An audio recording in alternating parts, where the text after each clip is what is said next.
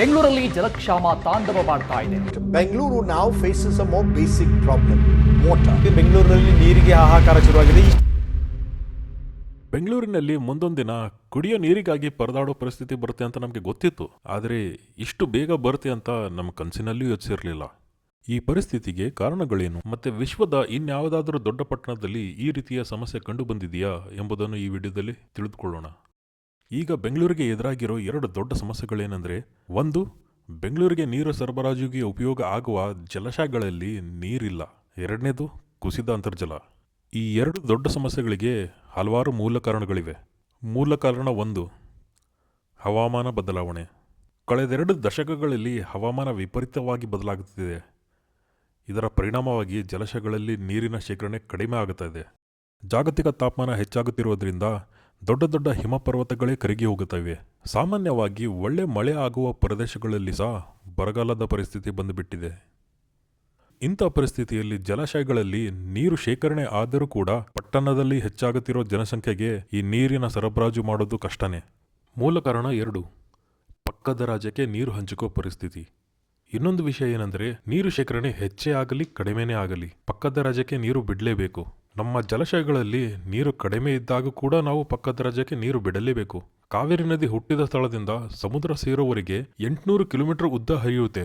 ಅಂದರೆ ಕಾವೇರಿ ನದಿ ತಲಕಾವೇರಿದಲ್ಲಿ ಹುಟ್ಟಿ ಬಂಗಾಳಕೊಲ್ಲಿ ಸೇರುವವರೆಗೆ 800 ಕಿಲೋಮೀಟರ್ ಉದ್ದ ಹರಿಯುತ್ತೆ. ಅದರಲ್ಲಿ 320 ಕಿಲೋಮೀಟರ್, ಬರೀ 320 ಕಿಲೋಮೀಟರ್ ಮಾತ್ರ ಕರ್ನಾಟಕದಲ್ಲಿ ಹರಿಯುತ್ತೆ. 64 ಕಿಲೋಮೀಟರ್ ಎರಡು ರಾಜ್ಯಗಳ ಮಧ್ಯೆ ಹರಿಯುತ್ತೆ. ಅಂದರೆ ನದಿಯ ಒಂದು ಕಡೆ ಕರ್ನಾಟಕ ಇದ್ದಲ್ಲಿ ಇನ್ನೊಂದು ಕಡೆ ತಮಿಳುನಾಡು ಇದೆ. ಮಿಕ್ಕಿದ 416 ಕಿಲೋಮೀಟರ್ ಹರಿಯೋದು ತಮಿಳುನಾಡುದಲ್ಲೇ. ಆದ್ದರಿಂದನೇ ಎರಡು ರಾಜ್ಯಗಳು ನೀರು ಹಂಚಿಕೋ ಪರಿಸ್ಥಿತಿ ಇದೆ. ಮೂಲ ಕಾರಣ ಮೂರು, ಅನಿಯಂತ್ರಿತ ವಲಸೆ. ಬೆಂಗಳೂರು ಅನ್ನೋದು ಪರರಾಜ್ಯದವರಿಗೆ ಒಂದು ಸ್ವರ್ಗ ಆಗಿಬಿಟ್ಟಿದೆ. ಕಳೆದ ಒಂದು ದಶಕದಲ್ಲಿ ಬೆಂಗಳೂರಿಗೆ ಬಂದು ಸೆಟ್ಲ್ ಆಗೋ ಜನ ತುಂಬ ಹೆಚ್ಚಾಗಿದ್ದಾರೆ. ಯಾಕಂದರೆ ಇಲ್ಲಿ ಕೈ ತುಂಬ ಸಂಬಳ ಸಿಗೋ ಜಾಬ್ ಸಿಗುತ್ತೆ, ಒಳ್ಳೆ ವೆದರ್ ಇದೆ, ಮತ್ತು ಹೊರ ರಾಜ್ಯದಿಂದ ಬಂದವರಿಗೆ ಕನ್ನಡ ಭಾಷೆ ಬರದಿದ್ದರೂ ಅಡ್ಜಸ್ಟ್ ಆಗಬಹುದು. ಬೆಂಗಳೂರಲ್ಲಿ ಕೆಲವೊಂದು ಏರಿಯಾಗಳು ಹೊರ ರಾಜ್ಯದವರಿಗೆ ಮೀಸಲಿಟ್ಟ ಏರಿಯಾಗಳು ಆಗಿಬಿಟ್ಟಿವೆ. ಅನಿಯಂತ್ರಿತ ವಲಸದಿಂದ ಇಷ್ಟೊಂದು ಬೆಳೆಯುತ್ತಿರೋ ಜನಸಂಖ್ಯೆಗೆ ನೀರು ಹೇಗೆ ಪೂರೈಕೆ ಮಾಡಲು ಸಾಧ್ಯ? ಮೂಲ ಕಾರಣ ನಾಲ್ಕು, ಮಳೆ ನೀರು ಕೊಯ್ಲು ಮಾಡದೇ ಇರುವುದು. ಅಂದರೆ ರೈನ್ ವಾಟರ್ ಹಾರ್ವೆಸ್ಟಿಂಗ್ ಮಾಡದೇ ಇರುವುದು. ಮಳೆಗಾಲದಲ್ಲಿ ಬೆಂಗಳೂರು ನಗರಕ್ಕೆ ಒಳ್ಳೆ ಮಳೆ ಬರುತ್ತೆ, ಆದರೆ ಬರೋ ಮಳೆಯಲ್ಲಿ 90% ಮಳೆ ನೀರು ವೇಸ್ಟ್ ಆಗಿ ಹೋಗುತ್ತೆ.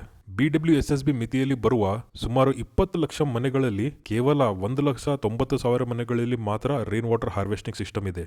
ಪ್ರತಿಯೊಂದು ಮನೆಯಲ್ಲಿ ರೈನ್ ವಾಟರ್ ಹಾರ್ವೆಸ್ಟಿಂಗ್ ಮಾಡಿದರೆ ವರ್ಷದಲ್ಲಿ ಬರೋ ಮಳೆಯಿಂದ ಎಷ್ಟೋ ನೀರು ಉಳಿತಾಯ ಮಾಡಬಹುದು. ಮೂಲ ಕಾರಣ 5, ಕೆರೆಗಳ ಅತಿಕ್ರಮಣ. ಹಳ್ಳಿಗಳಲ್ಲಿ ಇರೋ ಜನರಿಗೆ ಬರಗಾಲ ಅಂದರೆ ಏನಂತ ಗೊತ್ತಿದೆ, ಆದರೆ ಸಿಟಿ ಜನಕ್ಕೆ ಬರಗಾಲ ನೋಡಿ ಎಕ್ಸ್ಪೀರಿಯನ್ಸ್ ಇಲ್ಲ. ಬೆಂಗಳೂರಲ್ಲಿ ಎಷ್ಟು ವರ್ಷಗಳ ಹಿಂದೆ 100ಕ್ಕಿಂತ ಹೆಚ್ಚು ಕೆರೆಗಳು ಇದ್ದವು. ಈ ಎಲ್ಲ ಕೆರೆಗಳನ್ನು ರಾಜಕಾಲುವೆಗಳಿಂದ ಒಂದಕ್ಕೊಂದು ಸಂಪರ್ಕ ಕಲ್ಪಿಸುವ ವ್ಯವಸ್ಥೆ ಇತ್ತು. ಒಂದು ಕೆರೆಯಲ್ಲಿ ನೀರು ಹೆಚ್ಚು ಆದಲ್ಲಿ ನೀರು ರಾಜಕಾಲುವೆಯಿಂದ ಇನ್ನೊಂದು ಕೆರೆಗೆ ಹರಿಯುತ್ತಿತ್ತು. ಈ ರೀತಿಯಾಗಿ ನಗರದ ಎಲ್ಲ ಕೆರೆಗಳಲ್ಲಿ ಮತ್ತೆ ಅಂತರ್ಜಲದಲ್ಲಿ ನೀರಿನ ಹೆಚ್ಚಳ ಸಾಧ್ಯವಿತ್ತು. ಆದರೆ ಈಗ ಕೆರೆಗಳ ಅತಿಕ್ರಮಣದಿಂದಾಗಿ ಉಳಿದಿರೋ ಕೆರೆಗಳು ಬೆರಳೆಣಿಕೆಯಷ್ಟೇ. ಆ ಕೆರೆಗಳಲ್ಲಿಯೂ ಸಹ ಜನ ಕೊಳಚೆ ನೀರು ಬಿಟ್ಟು ಹಾಳು ಮಾಡುತ್ತಿದ್ದಾರೆ. ಬೆಂಗಳೂರಿಗೆ ಈಗ ಕಾಡುತ್ತಿರುವ ನೀರಿನ ಕಷ್ಟದ ಪರಿಸ್ಥಿತಿ ವಿಶ್ವದ ಬೇರೆ ಯಾವುದಾದ್ರೂ ಪಟ್ಟಣದಲ್ಲಿ ಕಂಡು ಬಂದಿದೆಯಾ ನೋಡೋಣ. ಕೇಪ್ ಟೌನ್, ದಕ್ಷಿಣ ಆಫ್ರಿಕಾ, 2017-18. ದಕ್ಷಿಣ ಆಫ್ರಿಕಾದ ಕೇಪ್ ಟೌನ್ ಸಹ ಇಂಥ ನೀರಿನ ಬಿಕ್ಕಟ್ಟನ್ನು ಎದುರಿಸಿದೆ. ಅದನ್ನು ಡೇ 0 ಎಂದು ಕರೆಯಲಾಗಿತ್ತು. ಕೇಪ್ ಟೌನ್ಗೆ ನೀರಿನ ಪೂರೈಕೆ ಮಾಡುವ ಎಲ್ಲ ಸಂಪನ್ಮೂಲಗಳು ಬತ್ತಿ ಹೋಗಿದ್ದವು. 3 ದಿನವರೆಗೆ ಜನಗಳಿಗೆ ನೀರೇ ಸಿಕ್ಕಿರಲಿಲ್ಲ. ಜನಗಳಿಗೆ ಮನೆಯಲ್ಲಿ ಬಳಕೆ ಮಾಡೋಕೆ ನೀರಿಲ್ಲದೆ ದಿನದಲ್ಲಿ ಬರೀ 1/2 ಲೀಟರ್ ಮಾತ್ರ ನೀರನ್ನು ಕುಡಿದು ಜೀವನ ನಡೆಸುವ ಪರಿಸ್ಥಿತಿ ಬಂದಿತ್ತು. ಸಾವೋ ಪಾಲೋ, ಬ್ರೆಜಿಲ್, 2014-15ರಲ್ಲಿ ಬ್ರೆಜಿಲಿನ ಸಾವೋ ಪಾಲೋ ಬರ, ಅರಣ್ಯನಾಶ ಮತ್ತು ನೀರಿನ ಮೂಲಗಳ ಮಾಲಿನ್ಯ ಸೇರಿದಂಥ ಅಂಶಗಳ ಸಂಯೋಜನೆಯಿಂದಾಗಿ ಸಾವೋ ಪಾಲೋ ತೀವ್ರ ನೀರಿನ ಕೊರತೆಯನ್ನು ಅನುಭವಿಸಿತು.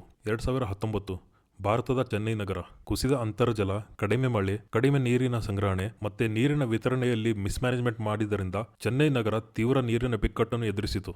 20ನೇ ಶತಮಾನದ ಆರಂಭದಲ್ಲಿ ಅಮೆರಿಕದ ಕ್ಯಾಲಿಫೋರ್ನಿಯಾದಲ್ಲಿ ಇರುವ ಲಾಸ್ ಏಂಜಲೀಸ್ ಸಿಟಿ ತುಂಬಾ ನೀರಿನ ಕೊರತೆಯನ್ನು ಎದುರಿಸಿತು. ಚೀನಾದ ಬೆಜಿಂಗ್ ನಗರ ಸಿಕ್ಕಾಪಟ್ಟೆ ನಗರ ಬೆಳೆದು ಜಲದ ಮಾಲಿನ್ಯದಿಂದಾಗಿ ಮತ್ತೆ ಅಂತರ್ಜಲದ ಅತಿಯಾದ ಕೊರತೆಯಿಂದಾಗಿ ಬೆಜಿಂಗ್ ನಗರ ನೀರಿನ ಕೊರತೆಯನ್ನು ಎದುರಿಸಿತು. ದಕ್ಷಿಣ ಅಮೆರಿಕಾದಲ್ಲಿ ಇರುವ ಮೆಕ್ಸಿಕೋ ದೇಶದ ಮೆಕ್ಸಿಕೋ ಸಿಟಿಯಲ್ಲಿ ಸಹ ಇದೇ ರೀತಿಯ ನೀರಿನ ಕೊರತೆಯನ್ನು ನೋಡಲು ಕಂಡುಬಂದಿತ್ತು. ಈ ಎಲ್ಲ ನಗರಗಳಲ್ಲಿ ನೀರಿನ ಬಿಕ್ಕಟ್ಟನ್ನು ತಂದಿಟ್ಟ ಮೂಲ ಕಾರಣಗಳು ಬೆಂಗಳೂರಲ್ಲಿ ಕಂಡು ಬರ್ತಾ ಇದೆ. ಸಿಕ್ಕಾಪಟ್ಟೆ ನಗರ ಬೆಳೆಯುವುದು, ಹವಾಮಾನ ಬದಲಾವಣೆ, ಅನಿಯಂತ್ರಿತ ವಲಸೆ, ಮಳೆ ನೀರು ಕೊಯ್ಲು ಮಾಡದೇ ಇರುವುದು, ಕೆರೆಗಳ ಅತಿಕ್ರಮಣ, ಈ ಎಲ್ಲ ಮೂಲ ಕಾರಣಗಳಿಗೆ ನೀವು ಸ್ಪಂದನೆ ಮಾಡದಿದ್ದರೆ ಬೆಂಗಳೂರಿನಲ್ಲಿ ನೀರಿನ ಬಿಕ್ಕಟ್ಟು ಬಂದಿದ್ದು ಈ ವರ್ಷ ಮಾತ್ರ ಅಲ್ಲ, ಮುಂದಿನ ಪ್ರತಿ ವರ್ಷದಲ್ಲೂ ಬರೋದು ಖಚಿತ. ಈ ವಿಡಿಯೋ ನಿಮಗೆ ಇಷ್ಟ ಆದಲ್ಲಿ ಈ ವಿಡಿಯೋಗೆ ಲೈಕ್ ಮಾಡಿ ಮತ್ತೆ ಶೇರ್ ಮಾಡಿ ಮತ್ತೆ ಸಬ್ಸ್ಕ್ರೈಬ್ ಮಾಡಿ ನಮ್ಮ ಈ ಲೋಕ ಚಾನಲ್ಗೆ.